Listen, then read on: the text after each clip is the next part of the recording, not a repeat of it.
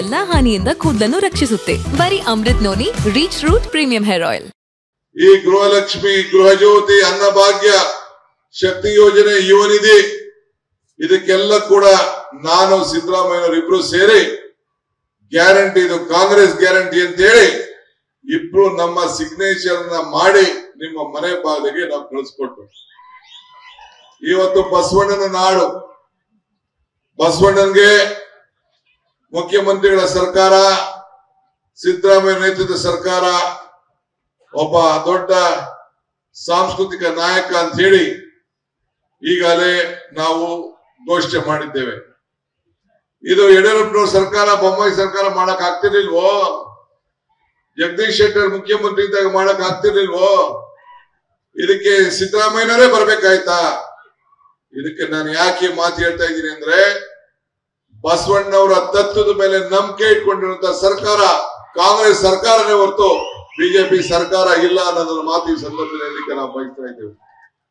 ಸರ್ವರಿಗೂ ಸಮಬಾಳು ಸಮಪಾಡು. ಇವತ್ತು ಯಾಕೆ ನಾವು ಈ ಯೋಜನೆ ತಂದು, 5 ಗ್ಯಾರಂಟಿ ತಂದು, ಭಾರತ್ ಜೋಡೋ ಯಾತ್ರೆ ಮಾಡುದು, ಮೇಕೆದಾಟು ನಮ್ಮ ನೀರು ನಮ್ಮ ಹಕ್ಕು ಹೋರಾಟ ಮಾಡುದು. ಇವತ್ತು ಅನೇಕ ಸಂದರ್ಭದಲ್ಲಿ ಇವತ್ತು ನಾವು ಕೂಡಲ ಸಂಗಮದಿಂದ ಹಿಂದೆ ಕೂಡ ಪಾದಯಾತ್ರೆ ವರೆಗೂ ಕೂಡ ಮಾಡುದು. ನಮ್ಮ ನೀರಿನ ಭಾಗ್ಯ ಎಲ್ಲ ಉಳಿಬೇಕು ಅಂತೇಳಿ ಮಾದಾಯಿ ಯೋಜನೆಗೆ ಕೇಂದ್ರ ಸರ್ಕಾರ, ಬಿಜೆಪಿ ಸರ್ಕಾರ ಅನುಮತಿ ಕೊಡಲಿಲ್ಲ. 26 ಜನ ಎಂಪಿ ಇದ್ರು ಕೂಡ ಗೋವಾದಲ್ಲಿ ಒಬ್ರು ಎಂಪಿ ಅದಕ್ಕೆ ಅವಕಾಶ ಕೊಡ್ಲಿಲ್ಲ. ತಮಿಳುನಾಡಿನಿಂದ ಮೇಕೆದಾಟಿಗೆ ಅಡ್ಡಿ ಆಯ್ತು, ಅದು ಕೂಡ ದಬಾಯಿಸ ಅವಕಾಶ ಅವರು ಕೊಡಬಹುದಾಯ್ತು. ಆದ್ರೆ ಇವತ್ತು ನಾವು ಅದಕ್ಕೆಲ್ಲ ಸಿದ್ಧತೆಯನ್ನು ನಾವು ಮಾಡಿಕೊಂಡಿದ್ದೇವೆ. ಅದು ಕೂಡ ನಮ್ಗೊಂದು ದೊಡ್ಡ ಸಂಕಲ್ಪ. ಈ ರಾಜ್ಯದ ರೈತರನ್ನ ಬದುಕಿಸ್ಬೇಕು, ರೈತರಿಗೆ ನೀರಾವರಿ ಒದಗಿಸ್ಕೊಡ್ಬೇಕು. ರೈತರಿಗೆ ಸಂಬಳ ಇಲ್ಲ, ರೈತರಿಗೆ ಪ್ರಮೋಷನ್ ಇಲ್ಲ, ರೈತರಿಗೆ ಪೆನ್ಷನ್ ಇಲ್ಲ, ರೈತರಿಗೆ ಲಂಚ ಇಲ್ಲ, ಈ ರೈತರಿಗೆ ರಿಟೈರ್ಮೆಂಟ್ ಇಲ್ಲ. ಇವನೇನಾರು ಮಾಡಿ ನಾವು ಬದುಕಿಸ್ಬೇಕು ಅನ್ನೋ ದೃಷ್ಟಿಯಿಂದ ಅನೇಕ ಕಾರ್ಯಕ್ರಮಗಳನ್ನು ಇವತ್ತು ರೂಪಿಸ್ಕೊಂಡು ಬರ್ತಾ ಇದ್ದೇವೆ. ಈ ಯೋಜನೆ ಇವತ್ತು ಏನು ನಮ್ಮ ಪಂಚ ಗ್ಯಾರಂಟಿಯನ್ನು ನಾವು 5 ಗ್ಯಾರಂಟಿಯನ್ನು ಕೊಟ್ಟಿದ್ದೇವೆ ನಮ್ಮ ತಾಯಂದಿರ ಬದುಕಿಗೋಸ್ಕರ. ಬೆಲೆ ಏರಿಕೆ ಜಾಸ್ತಿ ಆಗೋಯ್ತು, ಅವ್ರು ಯಾರು ಕೂಡ ಅವ್ರ ಆದಾಯ ಜಾಸ್ತಿ ಆಗ್ಲಿಲ್ಲ. ಬಿಜೆಪಿಯವರು ಹೇಳಿದ್ರು ನಮ್ಮ ಆದಾಯನ ಎಲ್ಲ ಕೂಲಿ ಕಾರ್ಮಿಕ ರೇಟ್ ಡಬಲ್ ಮಾಡ್ತೀವಿ, ರೈತರ ಆದಾಯನ ಡಬಲ್ ಮಾಡ್ತೀವಿ, ಅಂದ್ರೆ ನಿಮ್ಮೆಲ್ಲರ ಅಕೌಂಟ್ಗೆ 15 ಕೋಟಿ ರೂಪಾಯಿ ಹಾಕ್ತಿವಿ, 15 ಲಕ್ಷ ರೂಪಾಯಿ ಹಾಕ್ತಿವಿ ಅಂತೇಳಿ ಉದ್ಯೋಗವನ್ನ ಪ್ರತಿ ಊರಿಗೂ 5 ಜನ ಕೊಡ್ತೀವಿ, 2 ಕೋಟಿ ಉದ್ಯೋಗ ವರ್ಷಕ್ಕೆ ಕೊಡ್ತೀವಿ ಅಂತ ಹೇಳಿ ಮಾತು ಕೊಟ್ರು.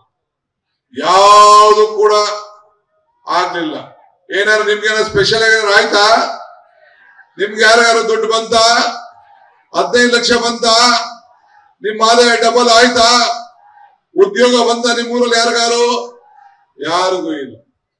ಅದಕ್ಕೆ ನಾನು ಸಿದ್ದರಾಮಯ್ಯನವರು, ಮಲ್ಲಿಕಾರ್ಜುನ್ ಖರ್ಗೆ ಅವರು, ನಮ್ಮ ಲೀಡರ್ಗಳೆಲ್ಲ ಸ್ಟೇಜ್ ಮೇಲೆ ಇರೋರೆಲ್ಲ ನಾವೆಲ್ಲ ಮಾತಾಡಿ, ನಮ್ಮ ರಾಯರೆಡ್ಡಿ ಅವರು, ನಮ್ಮ ಬಯ್ಯಾಪುರವರು, ತಂಗಡಿಯವರು, ಇನ್ನೆಲ್ಲ ಇರೋಂತ ಎಲ್ಲ ನಮ್ಮ ಲೀಡರ್ಗಳೆಲ್ಲ ನಾವೆಲ್ಲ ಮಾತಾಡ್ಬಿಟ್ಟು ಏನ್ ಮಾಡ್ಬೇಕು ಅಂತೇಳಿ ನಮ್ಮ ರಾಘವೇಂದ್ರ ಯತ್ನಾಳ್ ಅವರು ನಾವೆಲ್ಲ ಕೂತ್ಕೊಂಡು ಚರ್ಚೆ ಮಾಡುದು ಏನ್ ಬೇಕು ಅಂತ. ಎಲ್ಲರೂ ತೀರ್ಮಾನ ಮಾಡಿದ್ರು, ಬೆಲೆ ಏರಿಕೆಗೆ ನಮ್ಮ ತಾಯಂದಿರ ರಕ್ಷಣೆ ಮಾಡ್ಬೇಕು ಅಂತೇಳಿ. ಹೆಣ್ಣು ಕುಟುಂಬದ ಕಣ್ಣು, ಅದಕ್ಕೋಸ್ಕರ ಇವತ್ತು ಎಲ್ಲ ಹೆಣ್ಣು ಮಕ್ಕಳಿಗೆ ನಾವು ತೀರ್ಮಾನ ಮಾಡುದು ಸಹಾಯ ಮಾಡಬೇಕು ಅಂತ. ಬೆಳಗಾಂಗೆ ಹೋದೋ ಮಹಾತ್ಮ ಗಾಂಧೀಜಿ ಅವರು ಕಾಂಗ್ರೆಸ್ನ ನಾಯಕತ್ವ ವಹಿಸಿದ ಜಾಗದಲ್ಲಿ ಹೋಗಿ ಕೂತ್ಕೊಂಡು ಚರ್ಚೆ ಮಾಡಿ ಗೃಹ ಜ್ಯೋತಿ ಅನೌನ್ಸ್ ಮಾಡುದು, 200 ಯೂನಿಟ್ ಉಚಿತವಾಗಿ ಕರೆಂಟ್. ನಾನು ಮಂತ್ರಿ ಆದಾಗ ಬರೀ 11,000 ಮೆಗಾವ್ಯಾಟ್ ಇತ್ತು, ನಾನು ಇಳಿಬೇಕಾದ್ರೆ 23,000 ಮೆಗಾವ್ಯಾಟ್. ಸಿದ್ದರಾಮಯ್ಯ ಕಾಲದಲ್ಲಿ 6 ಗಂಟೆಯಿಂದ 7 ಗಂಟೆಗೆ ಹೆಚ್ಚಿಸ್ತು. ಇವತ್ತೆಲ್ಲ ನಿಮ್ ಕಡೆ ಎಲ್ಲ ಸೋಲಾರ್ ಬಂತು. ಪಾವಗಡ ಒಂದೇ ಕಡೆ 2,400 ಮೆಗಾವ್ಯಾಟ್ ಸೋಲಾರ್ ಬಂತು. ನಮ್ಮ ರಾಜ್ಯದ ವಿದ್ಯುತ್ ಶಕ್ತಿನ ಹೊರಗಡೆ ರಾಜ್ಯಕ್ಕೆ ವರ್ಗಾವಣೆ ಮಾಡಿ ಮಾರುವಂತ ಒಂದು ಶಕ್ತಿ ನಮ್ಮ ಕಾಂಗ್ರೆಸ್ ಸರ್ಕಾರದಲ್ಲಿ ಬಂತು. ಅದನ್ನ ಗಮನದಲ್ಲಿ ಇಟ್ಕೊಂಡು ಈ ಜನರ ಮನೆ ಬೆಳಗಬೇಕು, 500ರಿಂದ 1,000 ರೂಪಾಯಿ ಉಳಿತಾಯ ಮಾಡ್ಬೇಕು ಅಂತೇಳಿ ಗೃಹ ಜ್ಯೋತಿಯನ್ನ ಪ್ರಾರಂಭ ಮಾಡುದು ಅಂತ ಅನೌನ್ಸ್ಮೆಂಟ್ ಮಾಡುದು. ಅದಾದ್ಮೇಲೆ ಹೆಣ್ಣು ಮಕ್ಕಳಿಗೆಲ್ಲ ಕರೆದು ಕೇಳ್ದು, ನಿಮ್ಮೂರ ಹೆಣ್ಮಕ್ಳನ್ನು ಕರ್ಸಿದ್ದು, ಲೀಡರ್ಗಳು ಕರ್ಸಿದ್ದು. ನನ್ನ ಜೀವನದಲ್ಲಿ ನಾನು ಮಾತ್ರವಲ್ಲ, ನನ್ನ ಕೂದಲು ಕೂಡ ಆಗಿರ್ಬೇಕು ಸ್ಟ್ರಾಂಗ್ ಅಂಡ್ ಸ್ಟೈಲಿಶ್. ಬರೀ Amrit noni reach root premium hair oil ನೊಂದಿಗೆ. Reach root premium hair oil.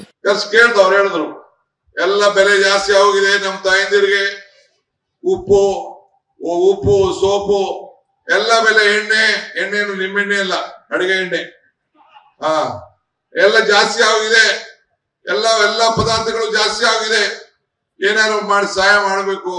Same petrol ಬೆಲೆ, ಡೀಸೆಲ್ ಬೆಲೆ, ಗ್ಯಾಸ್ ಬೆಲೆ 440 ಇದ್ದಿದ್ದು 1000 ರೂಪಾಯಿ ಹೋಗಿದೆ, ಏನಾದ್ರು ಮಾಡ್ಬೇಕು ಅಂತ ಹೇಳಿದ್ರು.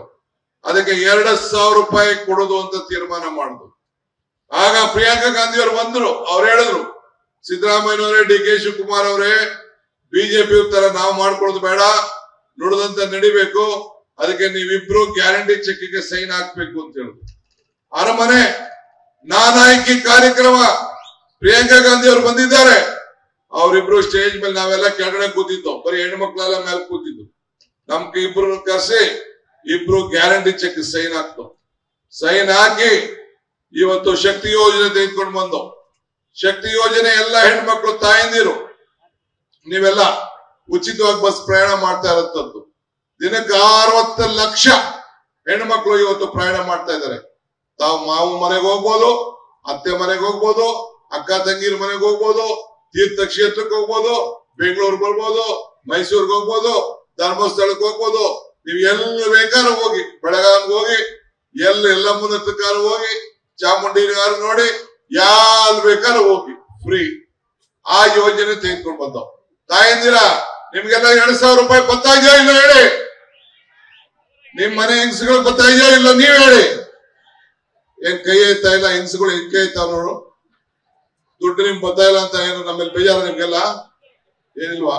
ಓಕೆ, ಎಲ್ಲ ಹೆಣ್ಮಕ್ಳೆಲ್ಲ ಫ್ರೀಯಾಗಿ ಬಸ್ಸಲ್ಲಿ ಓಡ್ತಾ ಇದ್ದೀವಿ ತಾನೆ, ನೋಡೆ ಎಷ್ಟು ಶಿಸ್ತಾಗಿದ್ದಾರೆ. ನಿಮ್ಗೇನೋ ಕೋಪ ಕಾಣ್ತೈತೆ ನಮ್ಮೆಲ್ಲ. ಸೊ ಎಲ್ಲ ಆಗ್ತಾರೆ.